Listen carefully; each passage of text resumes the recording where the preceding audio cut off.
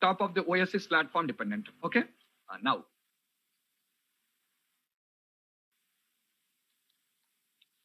what languages are platform independent? Now the question is, what languages are platform independent? Sorry.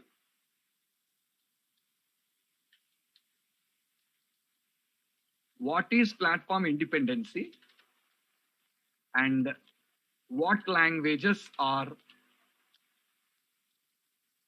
platform independent? Okay, guys, what is platform independency and what languages are platform independent? Python is not platform independent. Okay, listen. We're discussing about languages here. We're discussing about languages. Don't bring .NET Core. Listen, array, listen to me first. Java and .NET languages are platform independent. The first important point is Java and .NET languages are platform independent. Okay, so applications that are developed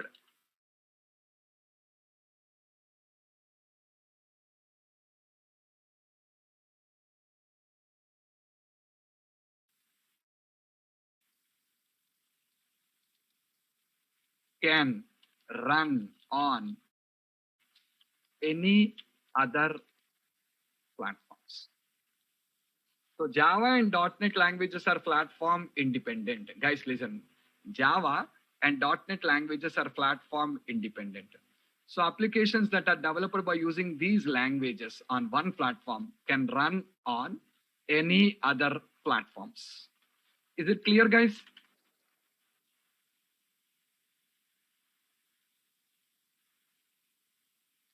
Array, let me complete here. Why do you make your questions and why do you make your inferences in the middle? Let me tell you, let me teach. I will answer all your questions. Wait, let me teach. Okay, for everything you'll get an answer. So now, listen guys. Java and .NET languages are platform independent. So applications that are developed by using these languages on one platform,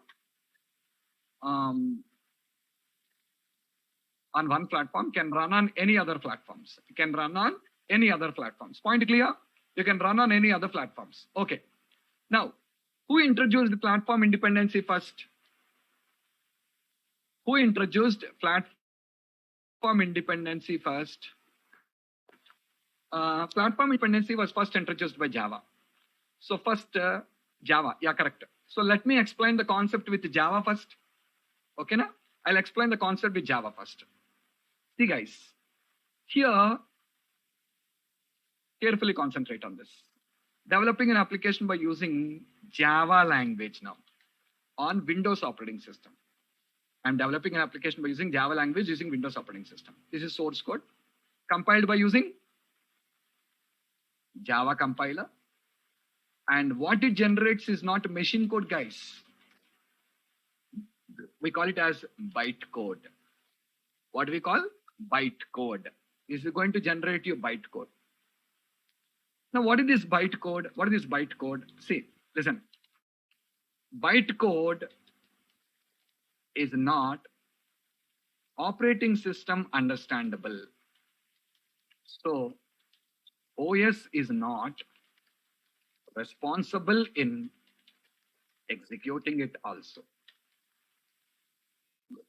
All of you, carefully listen. Bytecode is not OS understandable. So OS is not responsible in executing it also.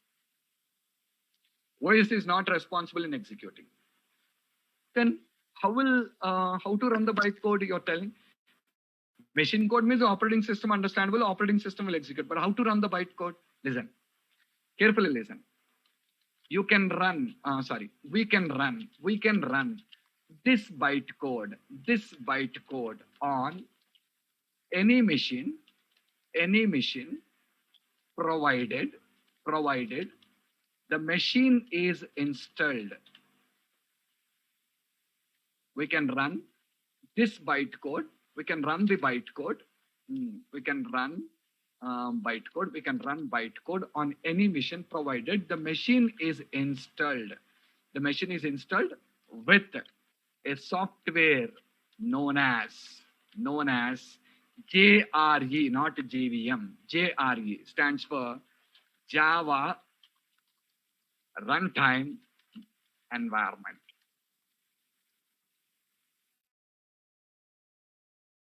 We can run bytecode on any machine provided the machine is installed with a software known as JRE, stands for Java Runtime Environment.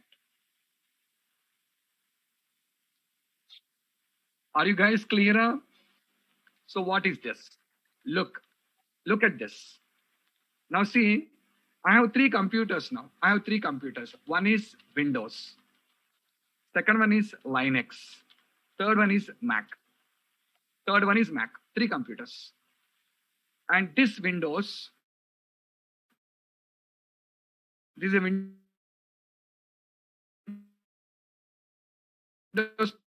machine with software.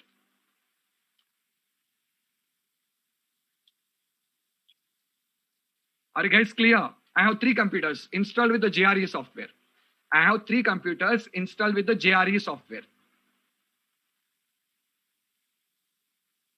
Okay. Now, when I install with the JRE software, you can run the machine code on all the three computers, guys. You can run the machine code on all the three computers. All the three, yeah. You can run the machine code on all the three computers. Sorry, bytecode. See, the bytecode will run here. The bytecode will run here. And the bytecode will run here also. But how, sir? How will it run? How will it run is, inside of the JRE, there is a component. Inside of the JRE, there is a component called as JVM. Stands for Java Virtual Machine. This Java Virtual Machine, what it will do, it will convert the bytecode into machine code. It will convert the bytecode into machine code. Now, on which machine are you running this, guys? On which case are you running this? Generate your machine code for Windows. This will generate your machine code for Windows. And here also, the JVM inside the JRE will convert this into machine code for Linux. And here also, the bytecode will be taken by the JVM and converts this into what? Machine code for Mac. See, guys, all the three computers are running the same bytecode. Did you understand? All the three computers are running the same bytecode. The bytecode is same for all. Generated where? Generated on the Windows machine. And the same bytecode will now run on all the three computers. But to run the bytecode must have JRE software. JRE software. Inside the JRE, what is present? Inside the JRE, what is present? JVM. What will the JVM will do? The JVM will convert the bytecode into machine code. So here it will convert into machine code for Windows. Here it will convert into machine code for Linux. And here it will convert into machine code for Mac. I'll tell you a simple example for you to understand this in a much easy way. You want to drink a coffee now. Evening, you want to drink a coffee. To drink a coffee, you went to a small hotel which is present on the roadside. You went to a small hotel which is present on the roadside. A small hotel which is present on the roadside, you went. After going there, guys, after going there, what happened is,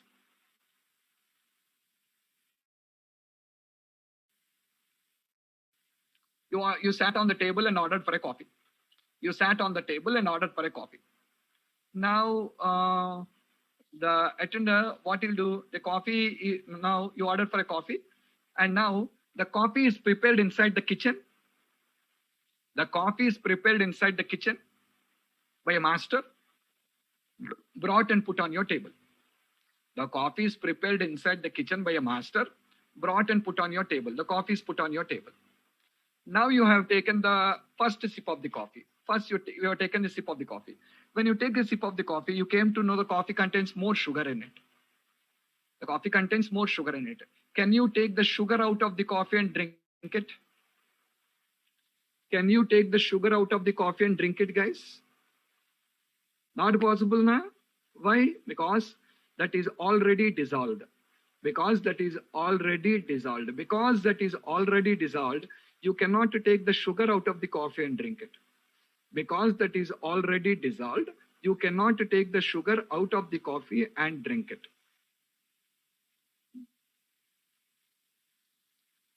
Are you clearer, guys? The sugar cannot be taken out of the coffee and you cannot drink it. So that's what. Now, you have two options before you. What are the two options? Option number one, you're required to drink the coffee however it is present. Option number two, throw it out. One option is, however it is present, drink it. Second option is, throw it out. That's all.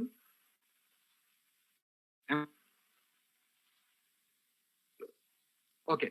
Now, you did not like the coffee here. You did not like the coffee.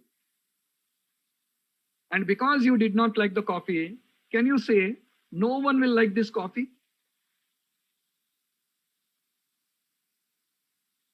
How can you say that? Because